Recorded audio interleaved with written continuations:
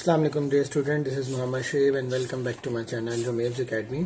आज हम लोग physics first year chapter number 1 का एक और बहुत इंपॉर्टेंट वीडियो लेकर आए हैं जिसका नाम है एप्लीकेशन ऑफ डायमेंशनल एनालिसिस।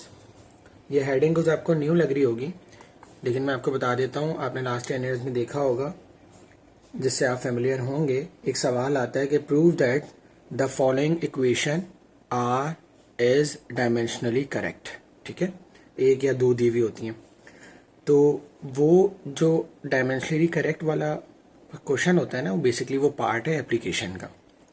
तो हमारे पास वैसे तो 3 एप्लीकेशंस होती हैं, हम लोग के बुक के हिसाब से हमारे पास जो इम्पोर्टेंट है वो सिर्फ एक है जो मैं आपको लिखने जा रहा हूँ। वैसे मैं आपको दूसरे और तीसरे के बारे में भी थोड़ा सा नो हाउ दे दूंगा। तो चलिए स्टार्ट करते हैं हमारा topic application of dimensional analysis. Number 1, बहुत सारी एप्लीकेशंस होती हैं इसकी यूज़ करने की, कहाँ कहाँ यूज़ होता है डायमेंशन एनालिसिस, डायमेंशन कहाँ कहाँ हम इस्तेमाल कर सकते हैं, जिसमें नंबर 1 है आपका checking the correctness of an equation. कि कोई भी गिवन इक्वेशन जो है वो ठीक है या नहीं है, उसको हम चेक करने के लिए डायमेंशनल एनालिसिस यूज़ कर सकते हैं। फॉर एग्जांपल, इसकी डायमेंशन करेक्टनेस के लिए ये लाजमी बात होनी चाहिए कि जो इक्वेशन होती है ना, उसका लेफ्ट हैंड साइड की जो डायमेंशन है, it will must be equal to the dimension of the right hand side. तो हम यहाँ लिख देते हैं कि for a correct equation, the dimension on left hand side must be equal to the dimension of right hand side. ठीक है, mathematically जो है वो लेफ्ट हैंड साइड जो है वो बराबर होनी चाहिए राइट हैंड साइड के।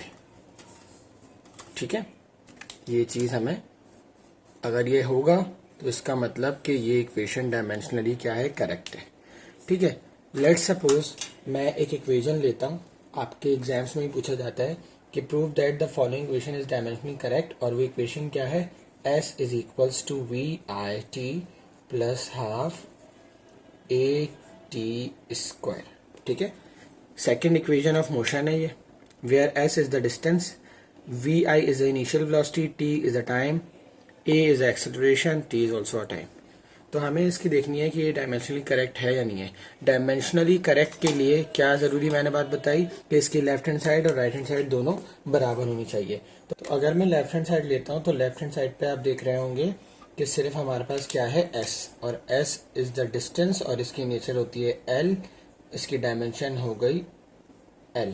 ठीक है, अब क्या है कि जब मैं राइट हैंड साइड को सॉल्व करूं तो राइट हैंड साइड को सॉल्व करने के बाद भी हमारे पास L ही बचना चाहिए, तो इसका मतलब this equation is dimensionally correct. ठीक है, तो चलिए सॉल्व करते हैं। हमारे पास राइट हैंड साइड पे क्या है, VIT plus half AT square. अब देखें, VI वेलोसिटी है, इनिशियल हो फाइनल हो इट डजेंट मैटर, वेलोसिटी है। वेलोसिटी की जो डायमेंशन होती है वो क्या होती है, लेंथ इनटू टाइम। ठीक है, लेंथ इनटू टाइम, इस तरीके से हम लिख देते हैं इसको। ठीक है, टी की डायमेंशन क्या हो गई, सिर्फ time T, plus half, number होते हैं, नंबर की कोई डायमेंशन नहीं होती है, इसको हटा देते हैं। एक्सेलरेशन की डायमेंशन क्या होती है, एल टी स्क्वायर, क्या होती है, L T square, L T square. ठीक है, और टाइम की टी स्क्वायर। ठीक है, देखें ये टी स्क्वायर से ये टी स्क्वायर कैंसिल, ये टी से ये टी कैंसिल, क्या बच गया हमारे पास, L प्लस L। तो L plus L equals to 2L, number की कोई डायमेंशन नहीं होती, लिहाजा 2L।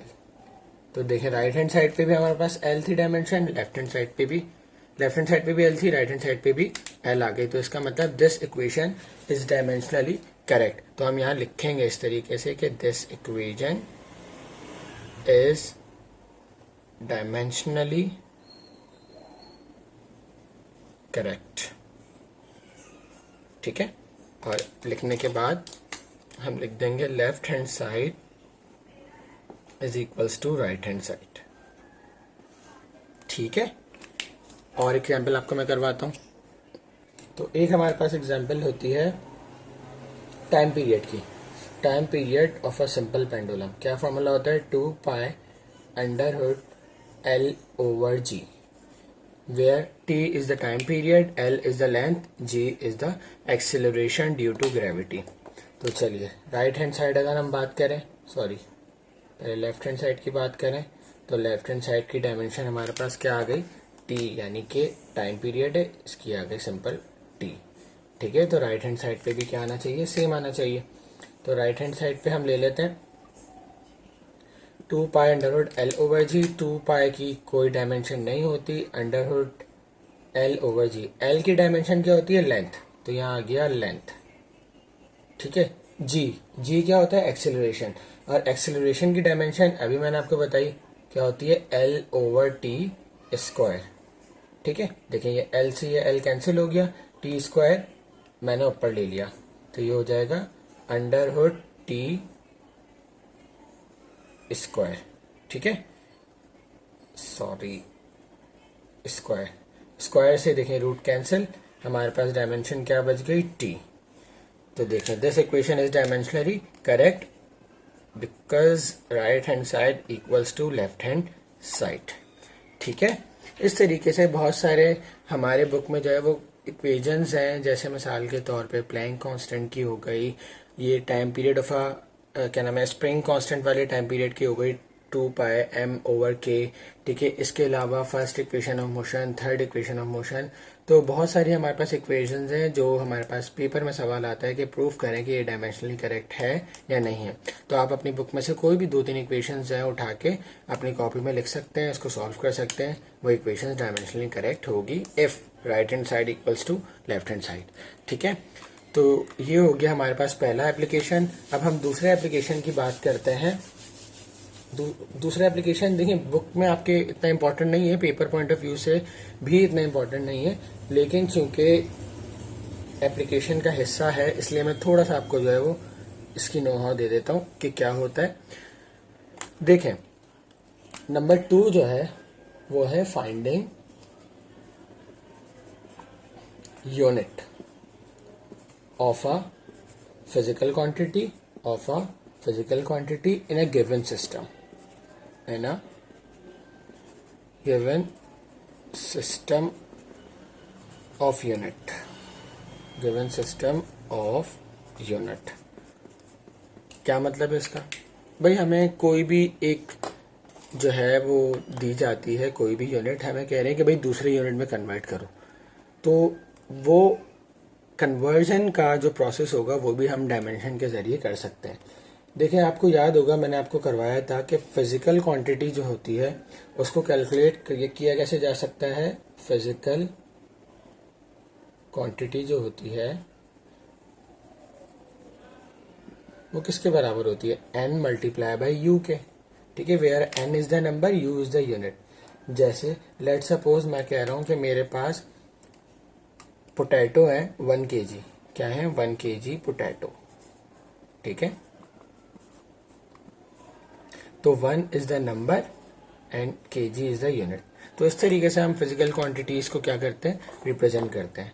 सही, तो इन द सेम वे अगर हमें कहा जाए, मैं आपको एक एग्जांपल देता हूं कि मेरे पास एक न्यूटन है, 1 न्यूटन है, मैं कह रहा हूं इसको डाइन में कन्वर्ट करें। किस में कन्वर्ट करें, डाइन में। अब वैसे तो हमें पता होगा कि डाइन कितना होता है, अगर आप लोगों ने याद किया हुआ है, अगर नहीं पता तो मैं इसको डायमेंशन के जरिए सॉल्व कर सकता हूं। और वो कैसे करेंगे, एक फॉर्मूला होता है इसी के जरिए, देखिए n1 u1 is equals to n2 u2। अब इसका मतलब क्या है, इसका मतलब पहले समझ लेते हैं फिर इधर आता है। देखिए मैं कह रहा हूं 1 kg, ऐसा ही है ना, N1 यानी कि नंबर है, U1 kg। N2 मैंने बोला कि निकालनी है मुझे कितनी है, तो N2 मुझे निकालना है, U2 क्या है, डाइन। तो ये चीज निकालनी है, तो इस फॉर्मूले के जरिए हम निकालेंगे, U2 इधर आके डिवाइड हो जाएगा। ठीक है, किस तरीके से, चलिए हम सॉल्व करते हैं। इसके सॉल्यूशन के लिए मुझे ये बात लाजमी पता होनी चाहिए कि फोर्स की डायमेंशन जो होती है न्यूटन, यानी कि न्यूटन की डायमेंशन क्या होती है। अगर आपको याद हो तो फोर्स जो है वो बराबर होता है एम ए के, मास किलोग्राम, एक्सेलरेशन मीटर पर सेकंड स्क्वायर, जिसको हम इक्विवेलेंट लेते हैं न्यूटन की। तो इसकी जो है क्या बन गई डायमेंशन, एम एल टी -2। ठीक है, जो मैं इतनी दफा करवा चुका हूं। अब इसको जरा अपने पास नोट कर लें। ठीक है, बाकी मैं ये मिटा रहा हूं, फिर हम यहाँ पर कैसे करते हैं सॉल्व देखेंगे। एम एल टी -2, क्या, एम एल टी -2। अच्छा देखें, एम एल टी -2। अब आप लोग ना इसको एक सेंटर करके लिख लें, ताकि हम इसके लिए दोनों के लिए हम इसको इस्तेमाल कर सकें। रेफरेंस हमारे पास ये होगा, देखिए कोई भी यूनिट दी जाएगी ना, ये वाली जो गिवन होगी, उसकी डायमेंशन को हम रेफरेंस ले लेंगे। ठीक है, उसकी डायमेंशन को हम रेफरेंस ले लेंगे और उसके जरिए हम सॉल्व करेंगे। ठीक है, डाइन, डाइन होता क्या है, डाइन होता है ग्राम, जैसे किलोग्राम मीटर पर सेकंड स्क्वायर होता है ना, ये होता है ग्राम सेंटीमीटर पर सेकंड स्क्वायर, बस सही है, इनका डाइन इक्विवेलेंट इसके होता है। तो अब चले, मैंने इसको एक रेफरेंस ले लिया। अब हम N1 और U1 निकालते हैं, क्योंकि मेरे पास फॉर्मूला क्या था, N1 U1 और N2 U2, ये मेरे पास फॉर्मूला था। तो हम जरा N1 को ले लेते हैं। N1 कितना आ गया, 1। U1 निकालने के लिए पहले मैं अलग अलग डायमेंशन ले लेता हूं, जैसे M1 kg है, ठीक है, L1 मीटर में है और T1 सेकंड में है। ठीक है, तो U1 क्या आ गया मेरे पास, M1 L1 T1 और ये -2। ठीक है, ये डायमेंशन आ गए मेरे पास U1 की तरफ से। ठीक है, नजर आ रहा है ये। अच्छा जी, अब हम बात करते हैं यहाँ पर, तो N2 मुझे निकालना है, फाइंड आउट करना है। M2 किस में, M2 है मेरे पास ग्राम में, L2 किस में, सेंटीमीटर में, और T2 किस में, सेकंड में, ये तो सेम है। तो U2 हमारे पास आ गया क्या, M2 L2 T2 -2। ठीक है, ये मैंने N1 U1 और N2 U2 निकाल लिया। अब मैं रखने लगा हूं इसको फॉर्मूले के अंदर। मेरे पास फॉर्मूला ये रहा। अगर मैं इस फॉर्मूले को रीअरेंज करूं तो मेरे पास आ जाएगा N2 is equals to N1 multiply by U1 upon U2।